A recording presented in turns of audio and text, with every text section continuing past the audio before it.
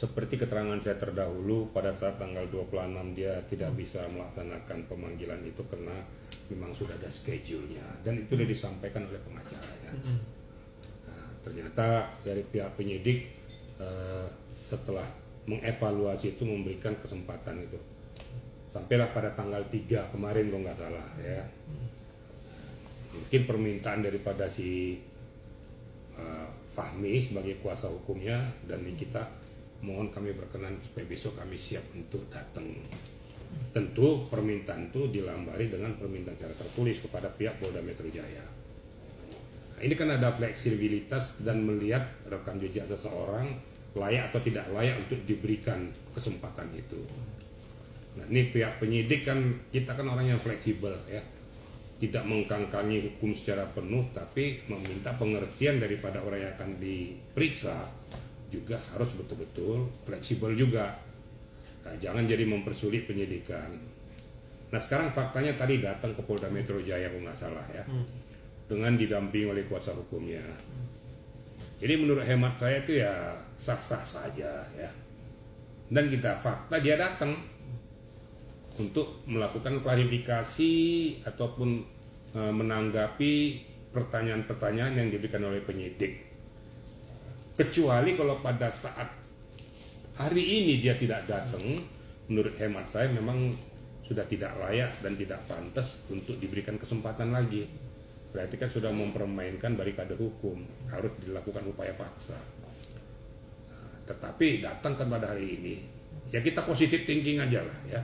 Ini kan agenda pemeriksaan sedang berlanjut dan sedang berjalan.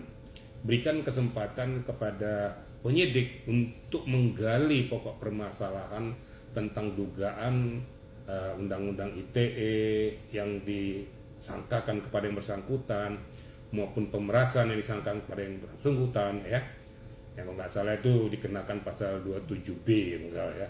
Kemudian pemerasan yang termaktub dalam 368. Ini kan sedang didalami. Nanti akan diberikan oleh kita mungkin bukti-buktinya, fakta-faktanya yang bersesuaian dengan sangkaan yang disampaikan oleh penyidik. Kemudian penyidik akan menggali kembali pokok permasalahan kepada kita seperti apa yang diceritakan oleh pelapor melalui kuasa hukumnya. Kita lihat aja nanti ya.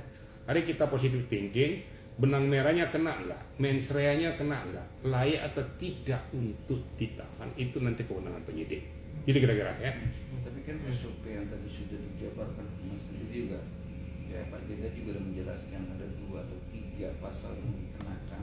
Yang pertama TPPU dan juga Siber sudah mengecek kan apa yang terjadi. Nah dari pandangan Abang sebagai praktisi hukum itu ada konteks dia bisa ditahan nggak sih hari ini juga? Masalah bisa ditahan dengan tidak ditahan atau belum ditahan kan kembali lagi kepada kewenangan penyidik. Tetapi dengan penerapan pasal-pasal itu sudah bisa untuk dilakukan penahanan. Terus ya, tolong dicermati nih bahasa saya ya.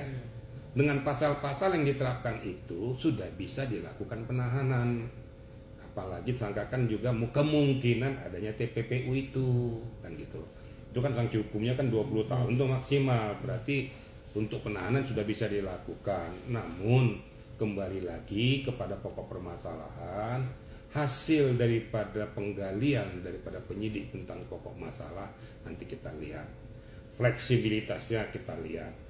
Layak atau tidak nanti ditahan, nanti penyidik akan menilai ya, apakah ini pantas atau tidak. Jadi kita nggak usah berandai-andai dulu. Nah, kita lihat aja nanti perkembangan daripada hasil penyidikan daripada para penyidik terhadap sekarang ini kita sedang di meja pemeriksaan. Nah, kalau dikatakan tadi bahwa ini sudah pantas lagi harus ditahan, nantilah. Ya. Tapi kalau pasalnya sudah bisa ditahan, bisa dipahami kira-kira ya. Oke. Bang, tapi kalau buktinya saja sudah kuat kayak bukti WhatsApp yang si asistennya WhatsApp ke RG dan sebagainya, itu sudah bisa benar-benar ribetnya penyidik. Oke, malam ini yang bisa kita itu bisa termasuk sebagai salah satu bukti kuat untuk dia ditahan NM.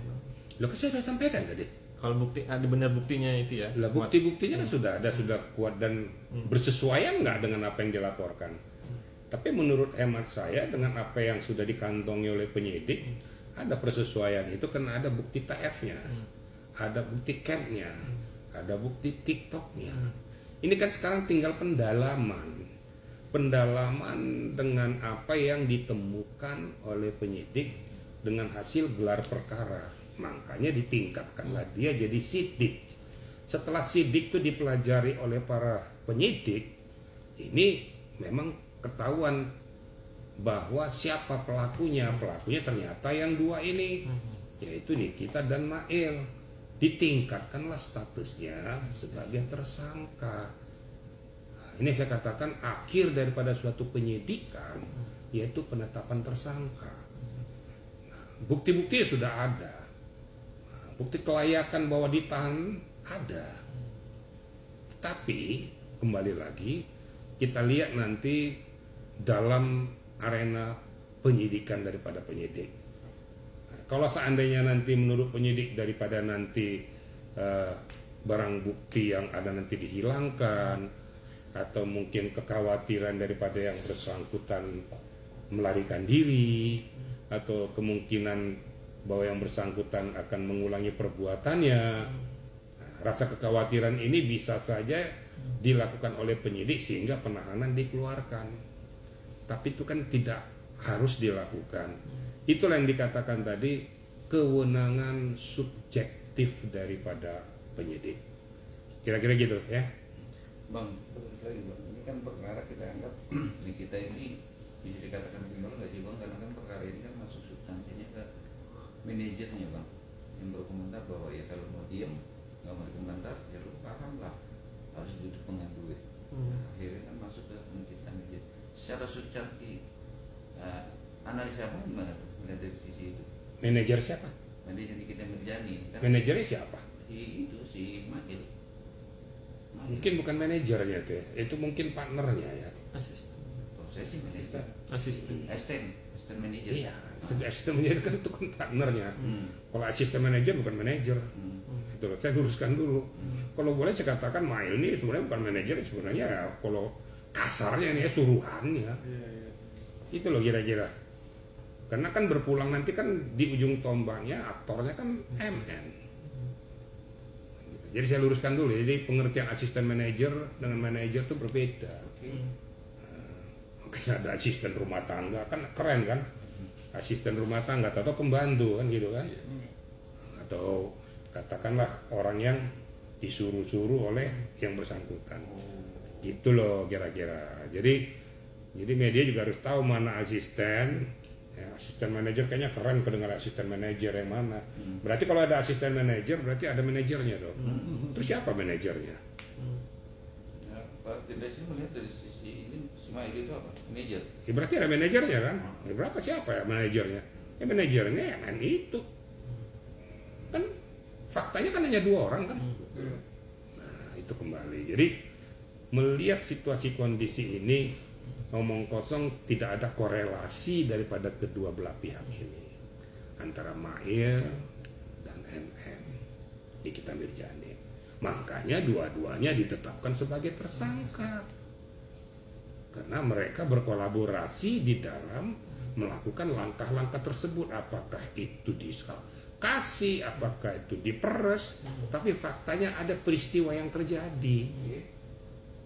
Peristiwa yang terjadi itu karena ada sesuatu hal yang harus diselesaikan sehingga keluarlah uang itu yang sejumlah 4M itu, yang mana sejumlah 4M ini dibagi 2 fase, melalui TF dan melalui tunai.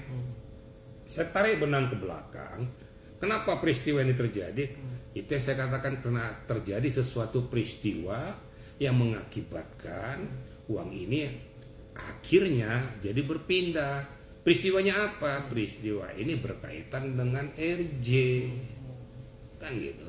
Kenapa RJ melakukan ini? Berarti ada sesuatu hal yang harus diselesaikan. Masalah apa? Masalah skincare. Kenapa skincare itu? Ya, karena menurut keterangan ataupun yang kita ketahui bahwa ini akan di blow up apabila tidak ada kesepakatan kedua belah pihak. Berarti ada apa dengan skincare ini? Gitu loh. Kalau skincare-nya itu berkali-kali saya katakan,